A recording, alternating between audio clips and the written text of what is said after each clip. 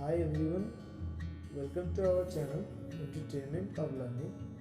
तो आज हम पढ़ने वाले हैं small town and the reverse, जो कि ममंग दाई ने लिखा है। ममंग दाई एक इंडियन पोएट है और नॉवेलिस्ट एंड जर्नलिस्ट है। उनका जन्म हुआ 23 फरवरी 1957 में इन अरुणाचल प्रदेश। उन्होंने अपना ग्रेजुएशन कंप्लीट किया बैचलर ऑफ आर्ट्स से in English literature from the university of Guwahati in Assam. वह अरुणाचल प्रदेश का पहला ऐसे महिला है जो कि यूपीएससी का सिविल सर्विस एग्जाम क्रैक करके आईएएस बने थे, और उसके बाद उन्होंने उस जॉब को छोड़ दिया फॉर जर्नलिज्म। उनका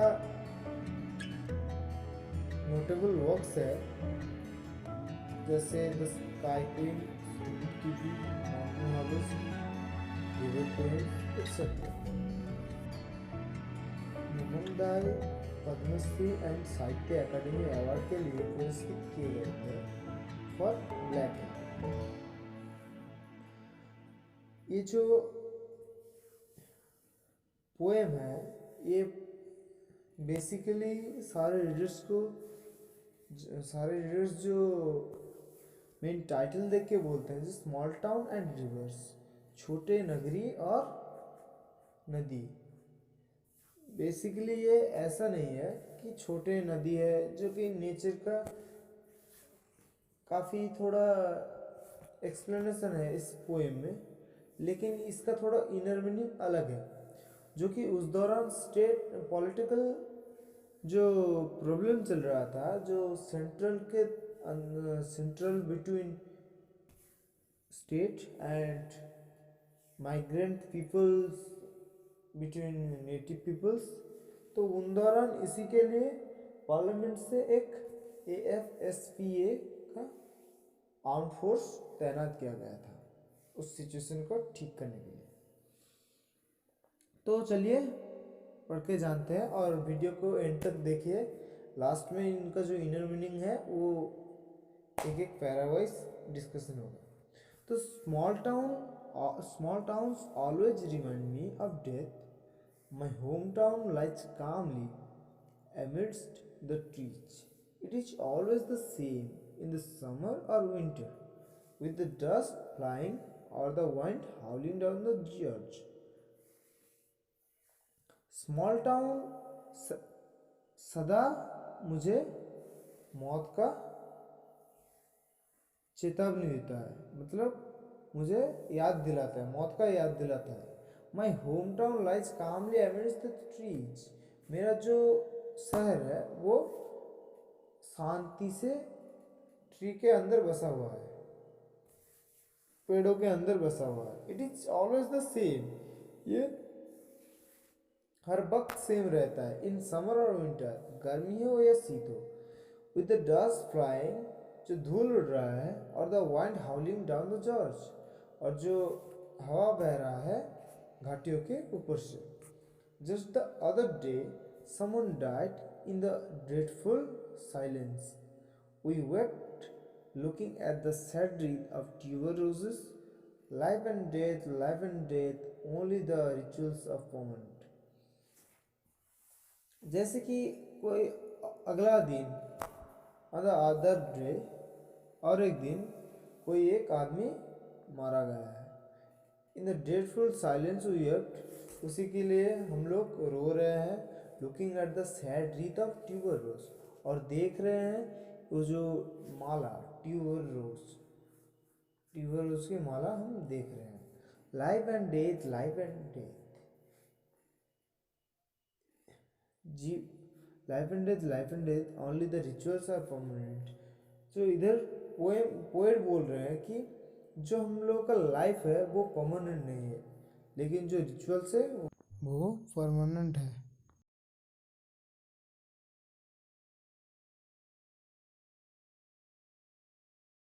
The river has a soul. In the summer, it cuts through the land like a torrent of grief. Sometimes, I think it holds its breath, seeking a land of fish and stars.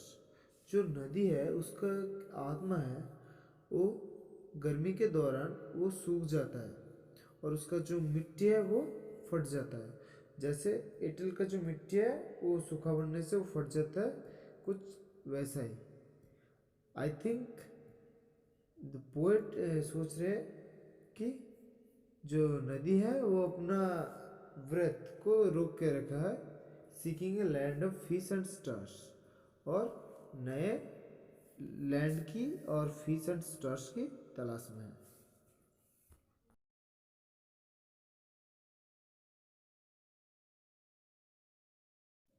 The river has a soul, it knows, stretching past the town from the first drop of rain to dry earth and mist on the mountain tops. The river knows the immortality of water.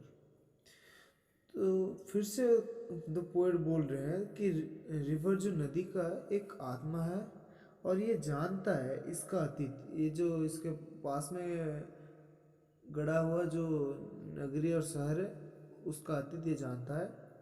From the first drop of rain to dry earth, पूरे बारिश के एक बूंद की शुरू से जब तक सूख जाता है तब तक ये जानता है। And the mist on the mountain tops, and जो कुआसा है मिस्ट वो माउंटेन टॉप्स के ऊपर बरसता है। The river knows the immortality of water, नदी को पता है कि पानी अमर है। तो इधर पोएट ने यूज किया है कि जो एक यूनिवर्सल ट्रूथ है कि जो जब बारिश होती है तब पानी नदी में बह जाता है और नदी फुल हो जाता है। फिर से जब गर्मी पड़ता है तब पानी सूख जाता है और उसका जो सूखा हुआ बादल है वो माउंटेन टॉप्स के ऊपर जाता है और उधर बरसता है, फिर से इधर आता है।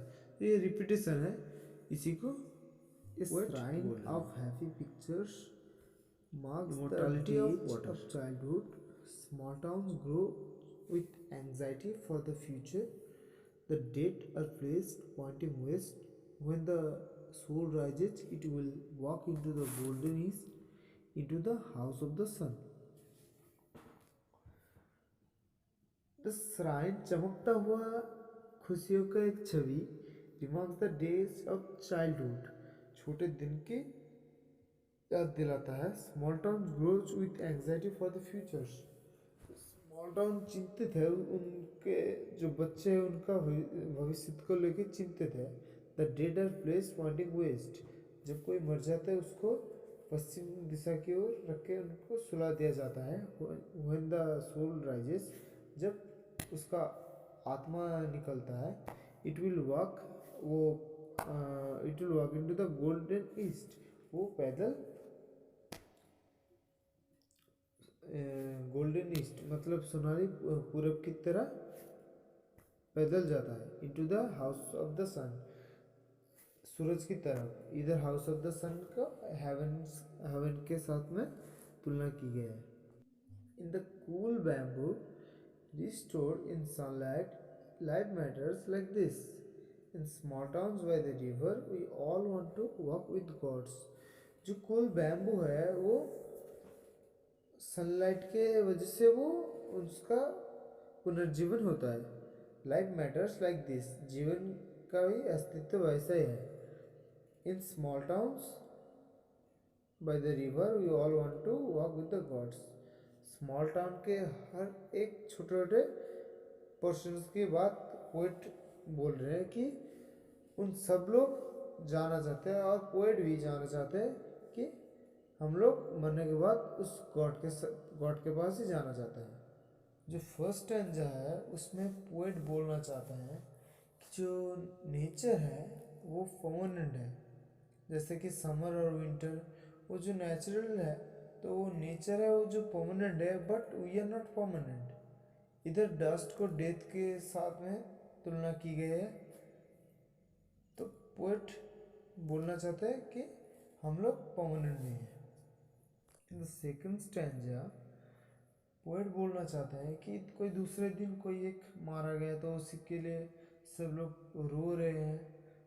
तो उसी के लिए जो पोएट बोलना चाहते हैं कि ये जीवन का जो जीवन और मृत्यु ये संभाविक चीज़ है। तो इसीलिए पोएट बोलना चाहते हैं कि हम लोग परमानेंट नहीं है, हम लोग परमानेंट नहीं है, लेकिन जो रिचुअल्स है, जो रीति रिवाज है वो परमानेंट है। हमारे जो हमारे जो दादा परदादा थे उन लोगों ने इन रिचुअल्स को माना, उन लोगों ने यूज किया, उसके बाद हम लोग यूज कर रहे हैं, इसके बाद हमारे नाती पोता पोत वैसे वह सब यूज करेंगे। तो ऐसे ही चलता रहेगा, रिचुअल्स परमानेंट रहेगा। और जो थर्ड स्टंजा है उसमें पोएट बोलना चाहते हैं कि जो नदी वो समर के समय में सूख जाता है और जो रेन के समय में फिलअप हो जाता है, तो ऐसे ये लाइफ का एक उतार चढ़ाव है। तो पोएट इसको सिंबलाइज करता है कि जो जब उधर वार हो रहा था, मतलब फायरिंग हो रहा था, मतलब जो आर्मी ऑफिसर्स दे शूट नेटिव पीपल्स। ओके, सो उस वक्त का ये सिचुएशन है कि उस वक्त प्रॉब्लम था तो बाद में ठीक हो जाएगा। तो ये एक लाइफ का एक उतार चढ़ाव है, तो पोएट इसी के साथ में ये तुलना की है। और जो फोर्थ स्टैंजा है उसमें पोएट बोलना चाहता है कि नदी को सब उसके पास्ट के बारे में जो टाउन का पास्ट है उसके बारे में पता है। और इधर पोएट एक यूनिवर्सल ट्रूथ यूज किए हैं। और जो ये रिसाइकलिंग प्रोसेस है, ये रिसाइकलिंग प्रोसेस कैसे है मैं आपको समझाता हूँ। जो नदी है वो सूख जाता है, ठीक है, वो सूख गया, और जो वो सूख गया तो सन की वजह से, तो उधर जो बादल है वो बादल माउंटेन टॉप्स में गया और उधर बरसा, तो वो जो पानी फिर से नदी में आया। तो ये है रिसाइकलिंग।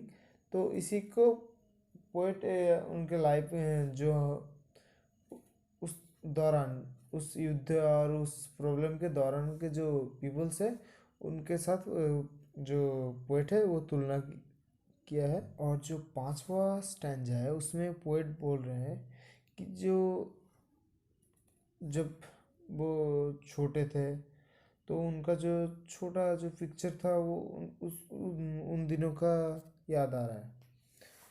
तो अभी जो ये युद्ध का माहौल लेके जो स्मॉल टाउन उनके जो बच्चों के लेके उनका फ्यूचर लेके थोड़ा चिंतित है।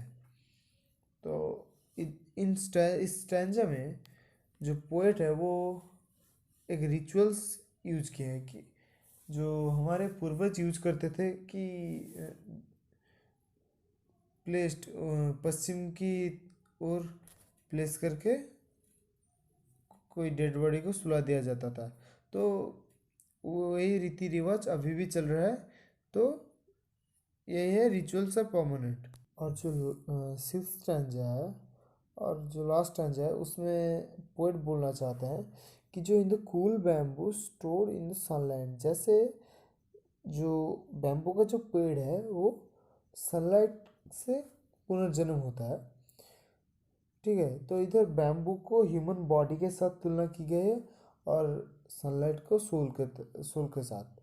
Without soul human body is useless, like without sunlight bamboo is useless. ऐसे ही एक मेटाफोर।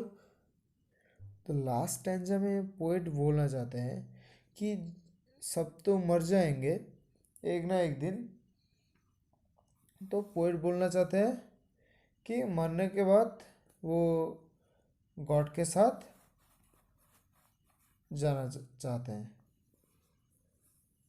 वो गॉड के पास जाना चाहते हैं। वीडियो काफ़ी बड़ा हो चुका है और आज का वीडियो यही ख़त्म हो रहा है। वीडियो थोड़ा बड़ा हो गया इसलिए माफ़ी चाहता हूँ।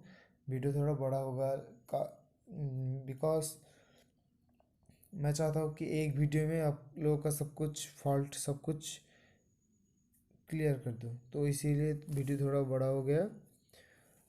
अगर आप चैनल में नया हैं तो सब्सक्राइब कीजिए लाइक शेयर कीजिए, ठीक है। अगर कुछ गलती हो तो मुझे कमेंट कीजिए।